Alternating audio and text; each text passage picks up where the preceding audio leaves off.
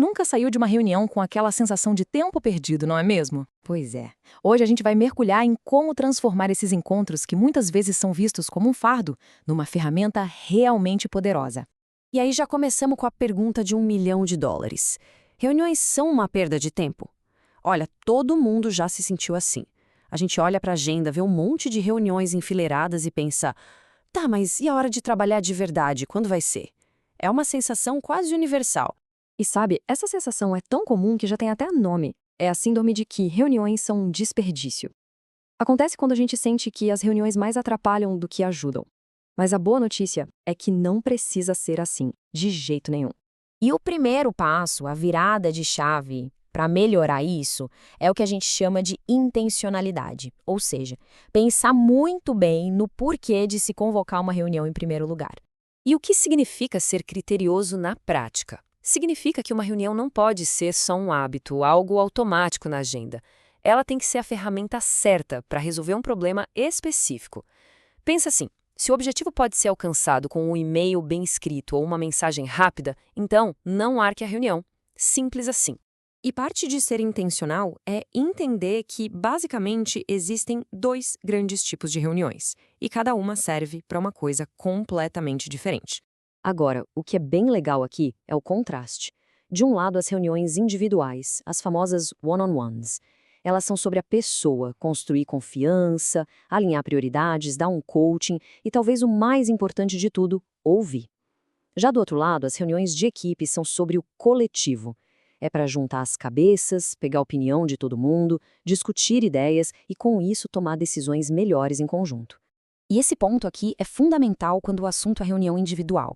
Aquele tempo é do membro da equipe, não do gestor. O papel da liderança ali é muito mais de ouvir, de fazer as perguntas certas para entender o que está pegando, quais são os obstáculos e as oportunidades. É, na verdade, uma grande chance de aprendizado para quem lidera. Bom, agora que a gente já entendeu a lógica do que fazer, vamos falar sobre o que não fazer, porque existem algumas armadilhas bem comuns que levam a gente direto para aquela síndrome de que reuniões são um desperdício. Então, antes de clicar no botão para marcar uma reunião, vale a pena dar uma pausa e se perguntar: isso aqui precisa mesmo de uma reunião? Vamos dar uma olhada em algumas situações em que a resposta, muito provavelmente, é não. Vamos lá, se for só para passar uma informação, um comunicado, um e-mail, resolve. Se é só para colocar o papo em dia, sem um objetivo claro, cuidado, isso pode virar um ralo de tempo. Se a reunião existe só porque, bom, ela sempre existiu naquele horário no calendário, cancele. E, pelo amor de Deus, nunca, mas nunca mesmo, use uma reunião para emboscar alguém com um monte de crítica. Feedback negativo tem que ser dado o quanto antes e quase sempre em particular. E essa frase aqui ilustra o problema perfeitamente. Ela veio de uma pessoa que tinha reuniões individuais de 1 hora, 2 a 3 vezes por semana. Apesar de gostar da chefe, o excesso de reuniões sem um foco claro estava, na verdade, acabando com a produtividade dela. Era reunião demais. Mas, ok, teoria é uma coisa, a prática é outra, né? Em ambientes que são pura correria, super imprevisíveis, como um restaurante lotado, como é que os gestores fazem as reuniões darem certo? Olha que abordagem proativa fantástica. Em vez de chegar com uma pauta pronta, a liderança pergunta para a equipe o que é importante. Isso garante que o tempo da reunião vai ser usado para discutir o que realmente importa no dia a dia, porque quem está na linha de frente é quem mais sabe o que está acontecendo. E os resultados de abrir esse espaço podem ser incríveis. Essa história é real. Uma colega nova na equipe sugeriu algo simples numa reunião. Por que a gente não vende nosso chá gelado em galões? A ideia foi implementada e virou um sucesso. Isso mostra o poder que existe em simplesmente ouvir a equipe. Só que a realidade, às vezes, é o puro caos.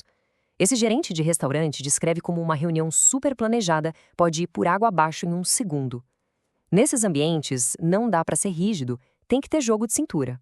E qual é a solução nesses casos? Uma comunicação em cascata.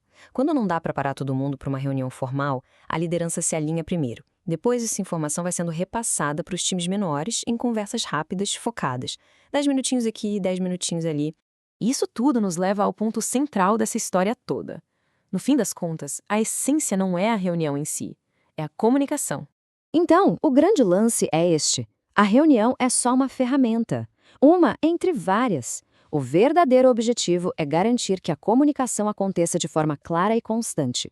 Se isso acontece em conversas rápidas no corredor, ótimo. Se for numa reunião de equipe bem estruturada, ótimo também. O importante é a comunicação fluir.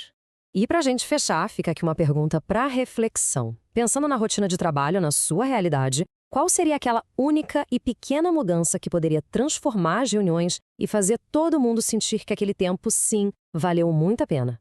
Fica aí a reflexão.